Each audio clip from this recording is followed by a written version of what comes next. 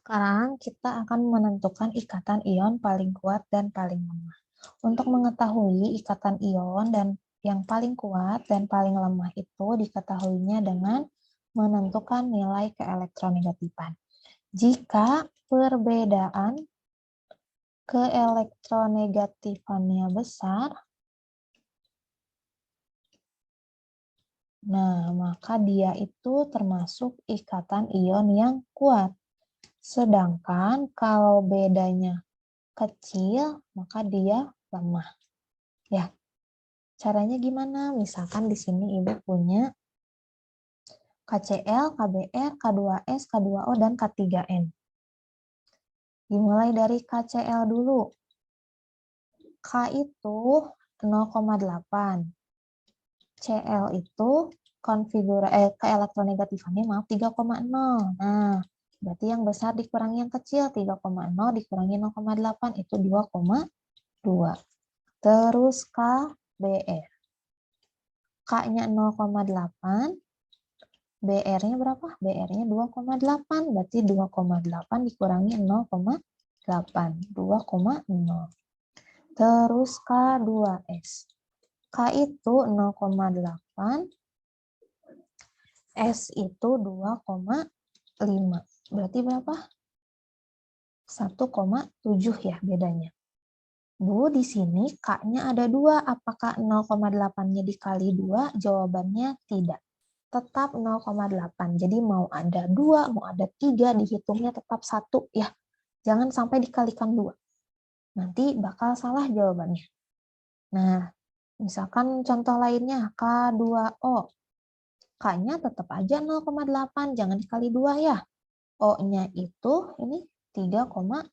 Berarti 3,5 dikurangi 0,8 berapa? 2,7. Terus K3N. K-nya jangan dikali 3, tapi tetap 0,8. N-nya 3,0. Berarti jawabannya adalah 2,2 ya. Sekarang kita cari yang paling kuat. Nah, ini yang berarti kan yang paling besarnya 2,7 ya. Berarti K2O adalah yang terkuat. Sedangkan yang paling lemahnya berarti yang paling kecil. Yang paling kecil itu yang angka 1,7 ya. K2S berarti yang terlemahnya adalah K2S. Itu ya. Sekarang kita masuk ke ikatan kovalen. Kalau tadi ikatan ion itu terbentuknya dari logam dan non-logam, kalau ikatan kovalen terbentuknya dari non-logam dan non-logam. Nah, jadi kalau misalkan ini ada unsur B dengan konfigurasi elektron 287, membentuk senyawa dengan unsur 6A dengan ikatan kovalen. Nah, misalkan B-nya katanya 287. A-nya itu 2, berarti kan 4 ya, karena ininya 6. A elektron valensinya 4, B elektron valensinya 7. Kalau untuk ikatan kovalen, kita harus cari yang namanya center.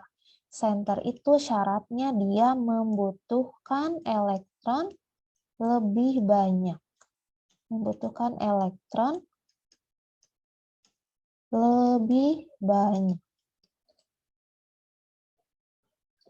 Si B biar jadi stabil, dia butuh satu lagi, butuh 1 elektron. Sedangkan si A, dia baru 4. Nah, berarti kan buat jadi stabil, dia butuh 4 elektron lagi ya, lebih banyak. Berarti yang jadi senternya adalah si A. Jadi senternya adalah si A. Nah, jadi digambarin di sini A sebagai center. Gambarin titiknya adalah titik dot Lewisnya atau titik Lewisnya sesuai jumlah sesuai jumlah elektron valensi atau elektron terluar. Nah, berarti A-nya itu dia punya 4. Ibu gambarin satu-satu aja ya, satu di sini, satu di sini, satu di sini, bebas. Mau di mana aja titik Lewis itu boleh. Namanya juga dot Lewis, jadi titik dari elektron valensi. Nah, jadi yang paling luar ini nih, yang angka 7 sama 4 ini kalian gambarin titiknya. Kalau misalkan A titiknya ada 4, berarti ini titiknya ada 4 aja. Si 2 ini jangan digambarin, karena titik itu hanya untuk elektron terluar.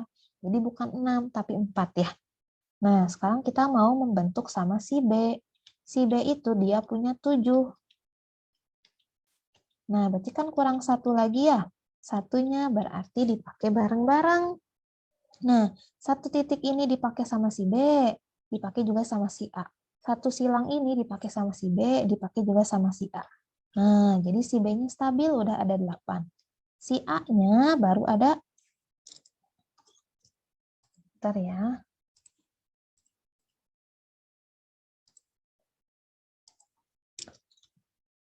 Si A-nya baru ada 1, 2, 3, 4, 5. Nah, berarti kita tambahin lagi B-nya. Tambah lagi B-nya. 1, 2, 3, 4, 5, 6, 7. Nah, B-nya yang ini 8. Sekarang A-nya ada berapa? 1, 2, 3, 4, 5, 6. Berarti kurang 2 ya, biar stabil. Tambahin lagi si B-nya.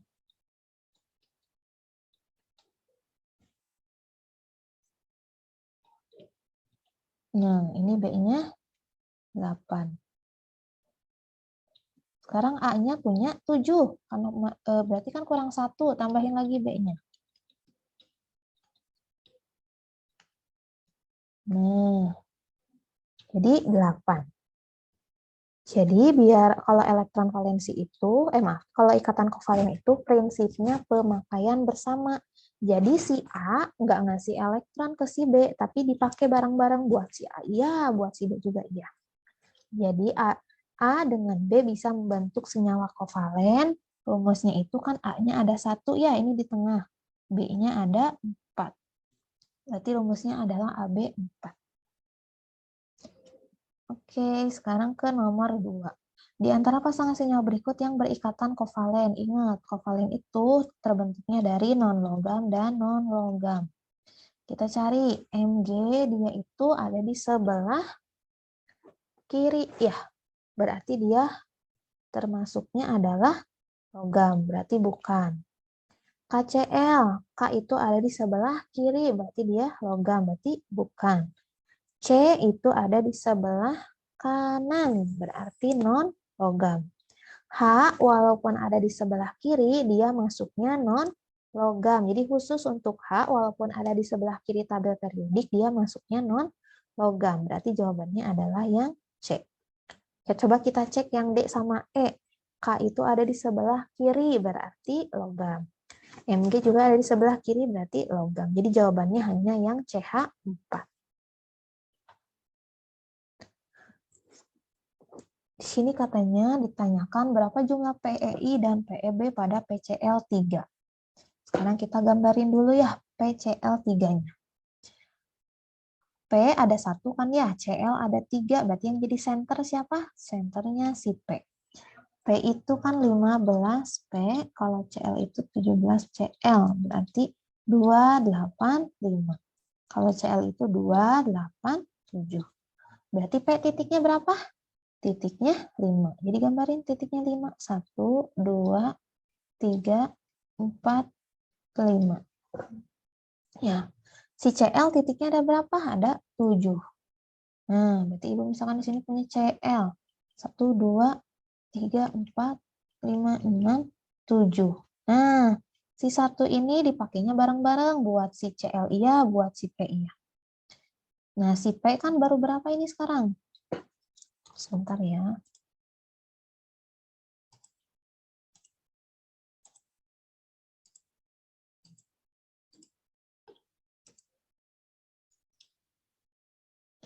Nah, si P sekarang baru punya 1, 2, 3, 4, 5, 6. Berarti tambahin lagi Cl-nya. Tambah lagi Cl-nya. Cl.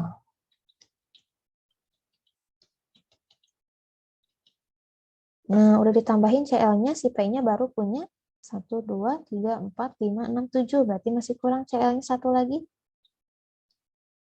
Nah, jadi gambar PCl3 itu seperti ini. Ibu lebih rapihkan ya di sini. Ini Cl.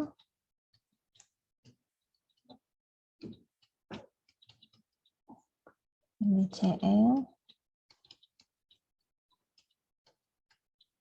Ini juga Cl.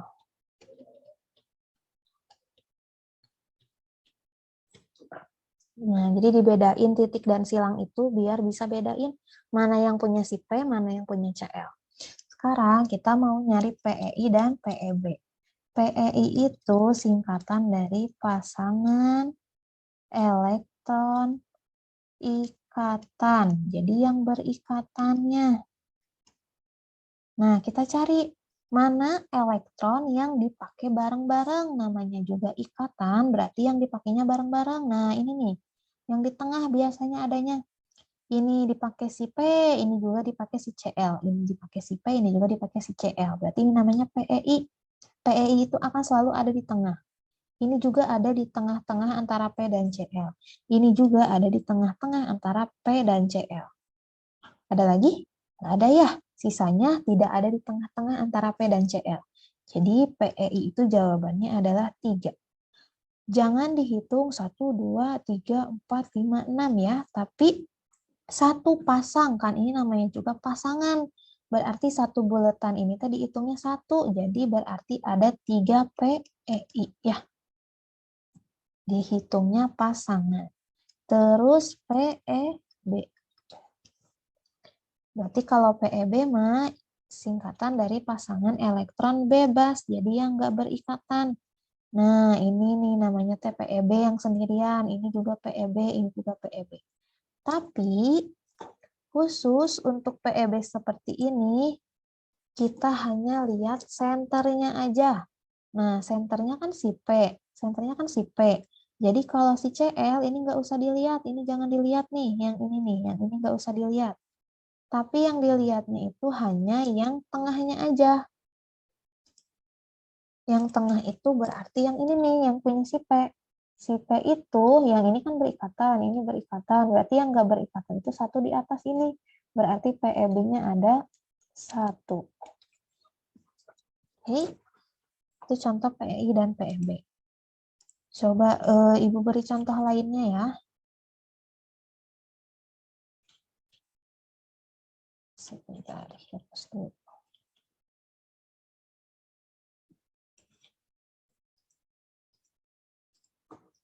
Nah, misalkan di sini ada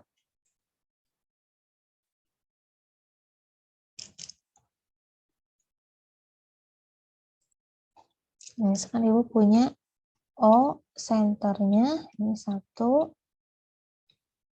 Nah, O itu punya 6. Terus ada H di sini.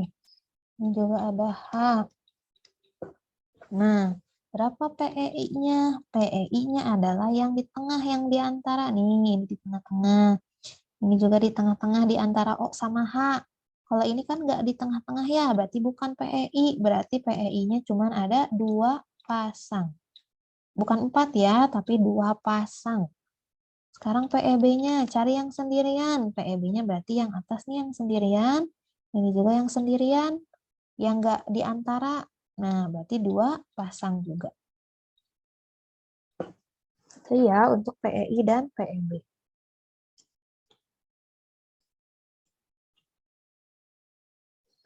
Sekarang lanjut ke menentukan senyawa kovalen polar dan nonpolar. Untuk menentukan senyawa kovalen polar dan nonpolar itu kita harus tahu dulu bentuknya. Ya, bentuknya. Nah, misalkan di sini Ibu punya H2O. H2O itu titiknya 6. Nah, O itu dia elektron valensinya 6. Kalau H itu 1, berarti gambarnya kayak gini. Nah, jadi nanti di soal biasanya diketahui H1 terus O itu 8. Nah, ini tuh tujuannya buat tentuin elektron valensi. Jadi, kalau H kan berarti 1 ya. Kalau O itu berarti konfigurasinya itu 26. Nah, berarti H titiknya 1, O titiknya 6. Nih, 1, 2, 3, 4, 5, 6. Itu ya. Nah, berarti gambarnya H2O itu seperti ini. Terus Ibu punya lagi CH4. C itu 6, H itu 1. Berarti H-nya 1, C-nya 2, 4. Jadi H punya titik 1, C titiknya 4. Berarti senternya si C. Karena C-nya cuma ada 1. Sedangkan H-nya ada 4. Berarti senternya si C. Gambarin dulu 4 titiknya. Mau berikatan sama si H. H itu punya 1. Jadi H-nya 1, H-nya 1. Nah, H-nya katanya ada 4. Sekarang gambarin NH3. N itu nomornya 7. Berarti N sama dengan 25. Berarti titik N itu adalah 5. 1, 2, 3, 4, 5. Ini H. Ini H. Tambahin lagi H. Nah, jadi ada 8 ya. 1, 2, 3, 4, 5, 6, 7, 8. Stabil. Jadi ini NH3. Kita bikin lagi N2. N itu tadi katanya titiknya 5 ya. N 5. Berarti kan butuh 3 lagi. Mau berikatan sama N lagi ya. Berarti rangkap 3. Nah, berarti ikatannya rangkap 3. Si N ini 8 nih jumlahnya. Ini juga 8. Sekarang satu lagi CO2 di sini aja ya. C-nya berarti senternya siapa? Senternya si C, soalnya O-nya ada 2. Berarti kan C-nya ada 4 punyanya. O-nya punya 6. Nah, O-nya kan punya 6. Berarti kan dia butuh 2 lagi ya. Karena butuh 2 lagi, berarti rangkapnya 2. Kalau N tadi kan dia butuh 3 nih. N kan ininya 5. Berarti butuh 3.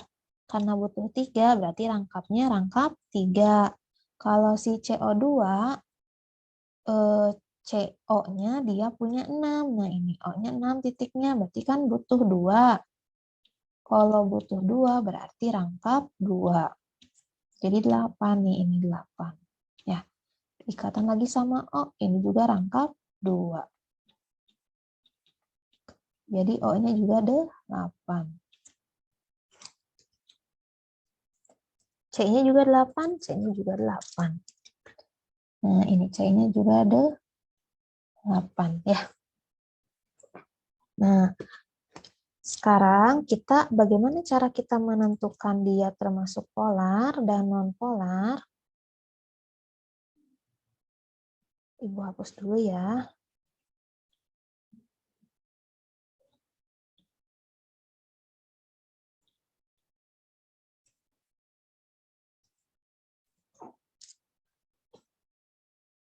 Yang paling mudah adalah dengan menentukan non-polar terlebih dahulu. Non-polar, ciri pertamanya, ciri non-polar. Ciri pertamanya adalah dia itu tidak punya PEB. Ciri keduanya terbentuk dari yang sejenis.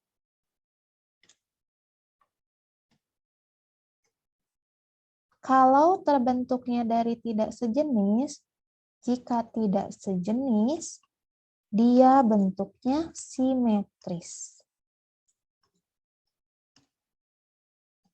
Simetris itu bentuknya maksudnya sama ya.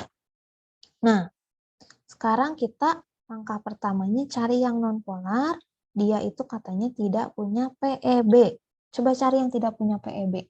H2O ini PEB ya, ini PEB. Berarti dia bukan nonpolar.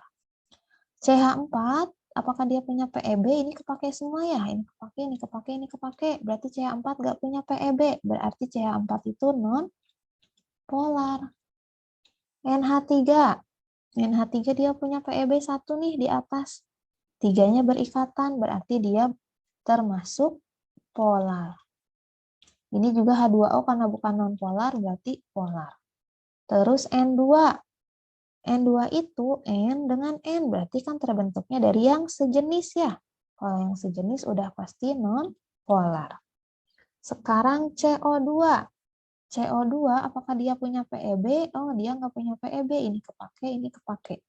Berarti dia masuknya non-polar. Jadi gitu ya. Jadi yang diingat itu ciri-ciri non-polarnya aja. Tidak punya PEB, terbentuknya dari yang sejenis. Jika tidak sejenis, bentuknya simetris. Nah, bentuk simetris itu maksudnya kayak gini nih, kayak CH4. Jadi sama. Nah, ke atasnya H, ke pinggirnya H, ke bawah H, ke pinggirnya juga H. Sudutnya sama nih, ini 90, ini juga 90, ini 90, ini juga 90. Itu namanya simetris.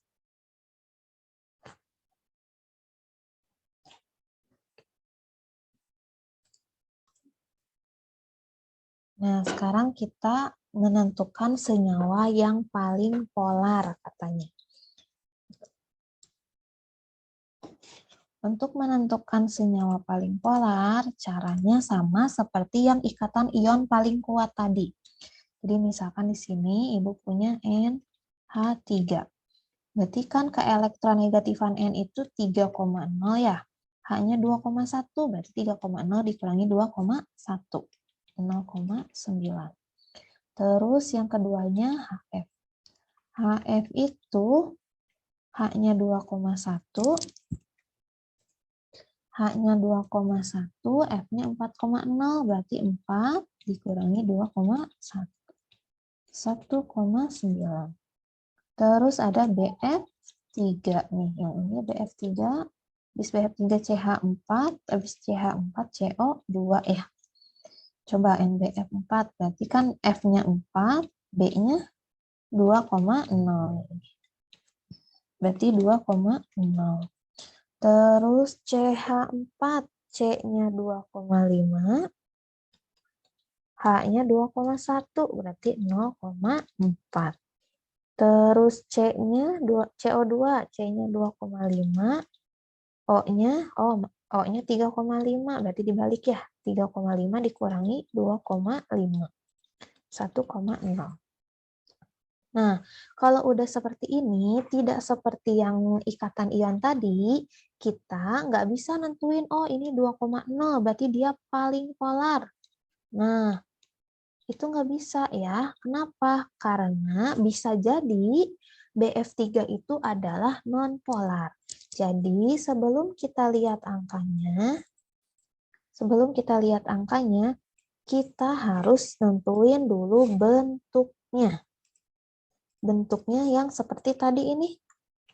Nah, seperti ini harus digambarin dulu bentuknya, baru bisa tahu dia polar atau non-polar. Sekarang kita coba gambarin NH3 ya. NH3 tadi udah ya digambarin sebelumnya. N itu 5. Terus ada H, ada H, ada H. Nah, berarti dia polar ya. Berarti NH3 itu polar. Karena punya PEB. Ya. Terus HF. H itu 1, F itu 7. Kalau ini mah udah jelas ya. Polar. Karena beda, terus ada PEB-nya. Terus BF3. B itu 5B. Berarti 2 terus 3. F itu 9, berarti konfigurasinya 2, 7. Berarti B itu titiknya 3, F itu 7. Nah, ini F-nya 7 juga. Jadi F-nya ada 3 katanya ya.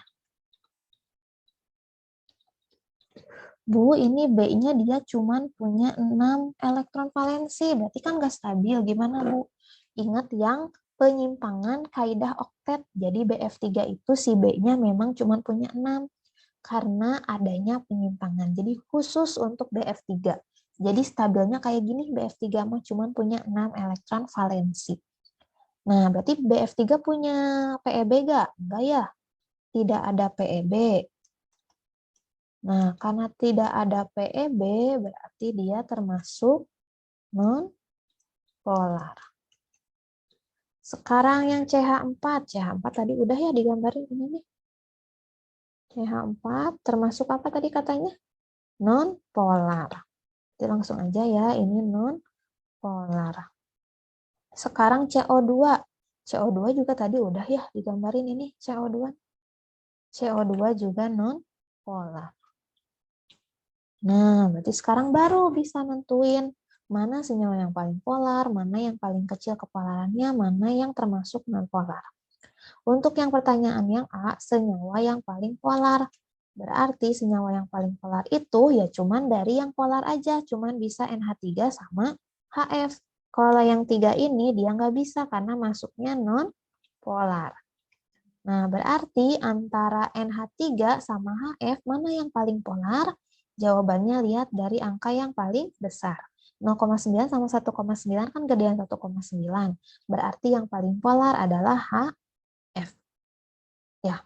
Sekarang yang B, manakah senyawa yang paling kecil kepolarannya? Berarti sama, cari dari yang polar juga antara NH3 sama HF. Cari yang paling kecil, berarti yang paling kecil itu NH3. Jadi ini mah paling besar, besar. Kalau ini mah paling kecil. Nah, sekarang manakah senyawa yang termasuk nonpolar? Nah, ini udah jelas ya. BF3, CH4 sama CO2. BF3, CH4 sama CO2. Gitu ya. Sekarang sifat senyawa ion dan senyawa kovalen. Ingat, sifatnya titik leleh. Kita mulai dari senyawa ion. Sifat senyawa ion itu titik lelehnya tinggi. Titik leleh dan titik didihnya tinggi. Tingginya berapa? Tingginya itu lebih dari 300 derajat Celcius. Terus sifat yang keduanya larut dalam air. Sifat yang ketiganya daya hantar listrik. Daya hantarnya kalau di padatan buruk, kalau di lelehan baik, kalau di larutan sangat baik. Nah, masih ingat ya bedanya lelehan sama larutan? Kalau larutan mah, misalkan ibu punya garam, dilarutin ke air, jadi ada airnya. Tapi kalau lelehan, garamnya nggak dilarutin di air, tapi dipanasin. Misalkan garamnya disimpan di lapang, terus kepanasan. Nah, nanti garamnya bakal meleleh. Nah, itu namanya lelehan. Jadi bedanya kalau larutan pakai air, kalau lelehan pakai pemanasan ya. Sekarang sifat senyawa kovalen ya, di mana ya di sini ya? Senyawa kovalen. Diganti ya warnanya biar ada bedanya. Kalau senyawa kovalen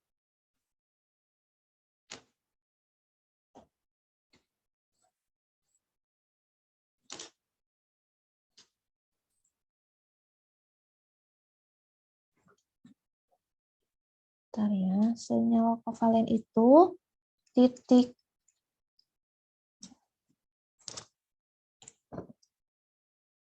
leleh dan didihnya rendah. Rendahnya berarti kebalikan dari ion, yaitu kurang dari 300.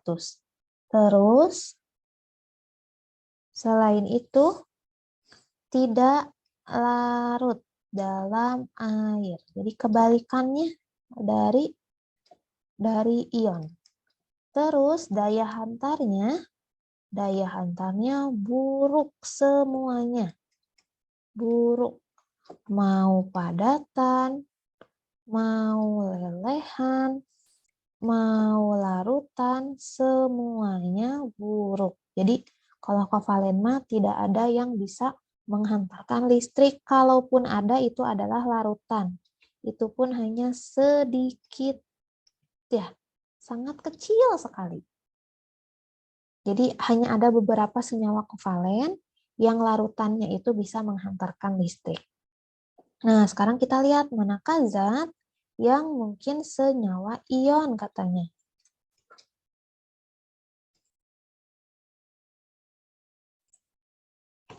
Manakah zat yang mungkin senyawa ion? Nah, berarti kita lihat. Senyawa ion itu titik leleh dan titik didihnya lebih dari 300. Nah, berarti yang ini bisa ya? Yang ini 44, berarti ini nggak bisa. Yang ini minus 39, nggak bisa. Yang ini lebih dari 300, bisa. Yang ini nggak bisa. Sekarang lihat kelarutannya, larut dalam air. Ini tidak larut, sedangkan ini larut, berarti jawabannya yang D. Coba kita lihat daya hantarnya, padatannya sangat buruk, betul? Betul. Lelehannya baik, betul? Betul. Ya, jadi jawabannya adalah yang D. Sekarang manakah zat yang mungkin senyawa kovalen? Senyawa kovalen itu titik leleh dan titik lidihnya rendah, kurang dari 300. Berarti cari yang kurang dari 300. Yang kurang dari 300 itu adalah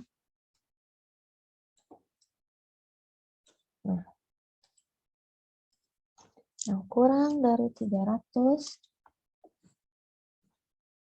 Ini ya, ini kurang dari 300, ini lebih dari 300, berarti antara B sama E. Terus katanya tidak larut dalam air, ini tidak larut, ini juga tidak larut. Terus daya hantarnya buruk, mau padatan, mau lelehan, mau larutan. Ini sangat buruk, ini sangat buruk, ini juga sangat buruk, ini juga sangat buruk. Berarti jawabannya ada dua ya. Ada yang B dan E. Begitu sudah selesai, semoga pemahamannya bisa dipahami dari penjelasan yang sudah dijelaskan oleh Ibu. Jika ada yang ingin ditanyakan, bisa ditanyakan melalui komentar atau bisa juga melalui media sosial lainnya. Terima kasih, semoga apa yang kita pelajari hari ini bisa bermanfaat untuk kita ke depannya. Assalamualaikum warahmatullahi wabarakatuh.